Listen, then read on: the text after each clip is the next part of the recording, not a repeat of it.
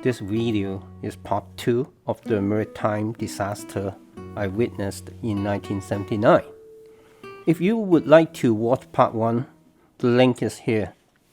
Before I talk about where my ship Bilbao will go next, I want to find out how the crew tried to escape from this accident. When I work on an oil tanker, I always thinking of an escape route if there's an accident. Most of the time, the only option I have is to jump into the water. Betelgeuse was moored at the island-like structure. They used to have a bridge linking the jetty to the shore, which is approximately 1,300 feet away, and that bridge was removed because there was a plan to moor ships on both sides of the jetty. At the time of the accident, there were about 5 crews from Betelgeuse, together with most of the jetty workers, were able to escape to the north end of the jetty, which is called Dolphin 22. Even these people were 2 football fields away from the center of explosion. Unfortunately, the explosion killed all of them. Many of the crew jumped into the sea. Most of the recovered bodies in this incident were drowned. The water there in January usually is at around 10 degrees Celsius. There was an attempt to launch the raft at Dolphin 22 but failed.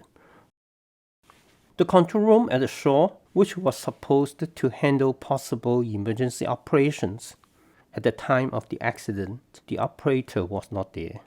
There was a delay of about 10 critical minutes, and the rescue boats were not notified in time to support the rescue operation.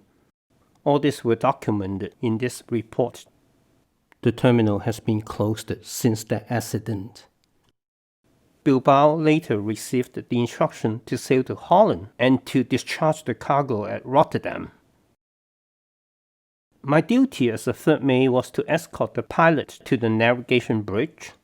On the way to the bridge, the pilot told me the ship would be docked at the same place where we had an accident about a year ago. That happened before I joined that ship. While Bilbao was unloading the oil, there was a small fire at the engine room. This was a very dangerous situation. The engine room inside a large tanker is very complicated, with 3 or 4 main floors and many subfloors. From the bottom of the engine floor to the top entrance to the engine room is about 60 feet high.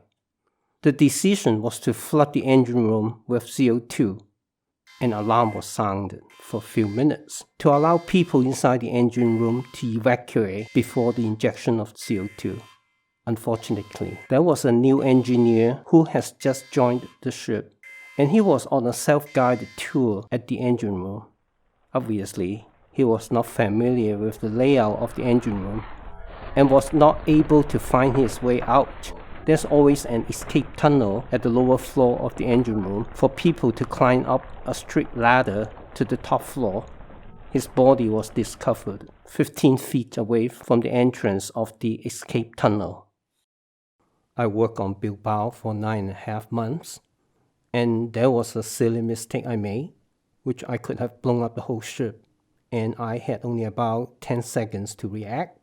If you want to hear the story, please let me know. If you like this story, please give me a thumbs up or subscribe to my channel. Thanks for your support. See you.